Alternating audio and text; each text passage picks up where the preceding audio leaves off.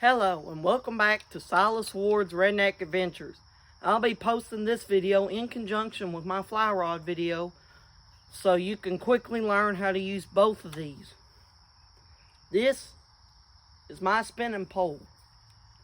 It's my favorite rod in the arsenal simply because it's stiff enough to catch smaller bass, yet it's made for I have pre-made this for my favorite type of fishing, bluegill. This pole will make bluegill seem so much bigger and give them so much better, harder fight. Not only that, it is very long, and so the quick thrust of the bobber out into water, if there's a lot of brush, can be a life changer and can really help catching those fish in any kind of pond or lake.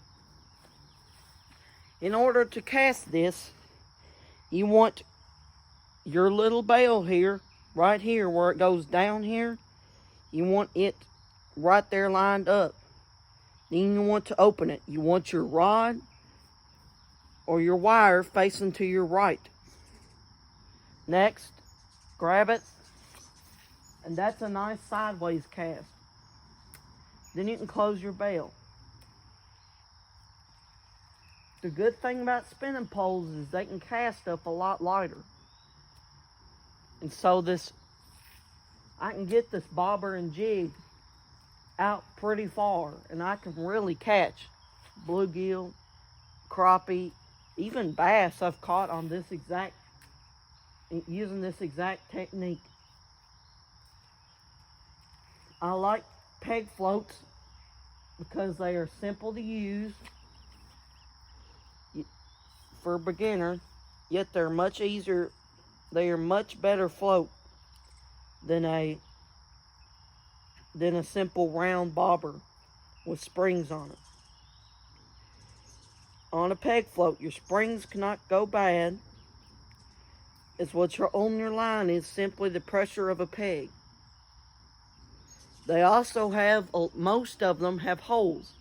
If you want to rig a slip bobber, I recommend using a peg float too. They're a good slip bobber with holes big enough to fit your line, yet small enough that you rarely will need a bead, and you do not need a massive bead for that one. Another way to cast this, and probably a very useful way if you had plenty of space, is simply to bring it back to about the 4 o'clock position, sling it forward. That cast can get it a little bit farther out than the sideways cast, but I like the sideways cast simply because, one, it's not as much hassle. You just reel it in, point your tip towards the ground, and throw it out there. But also, if you have overhanging brush, as in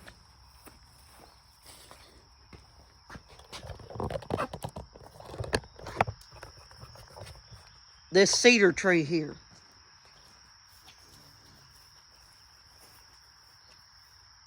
These trees can be a heck of a lot of shade. But say the tree is right here.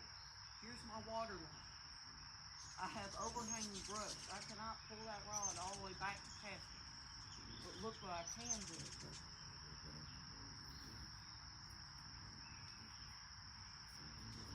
That side technique, the sidewinder,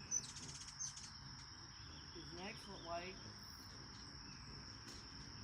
to cast it if you're fishing under brush. I'm nice and comfortable underneath this brush because I'm not hot. And the fish gets near me nearly as good.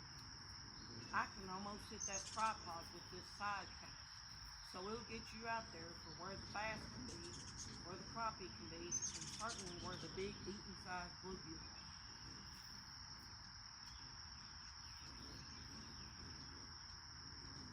Thank you for watching. And this is Fishing on a Budget. the basics of fishing and how to do it cheap. This is Silas Ward's Redneck Adventures. Tell anyone to subscribe. Tell them to look for the, I believe it's a pumpkin seed. Look for the sunfish as the logo. Make sure to keep this info useful and keep it in your arsenal for catching more fish. Thank you for watching.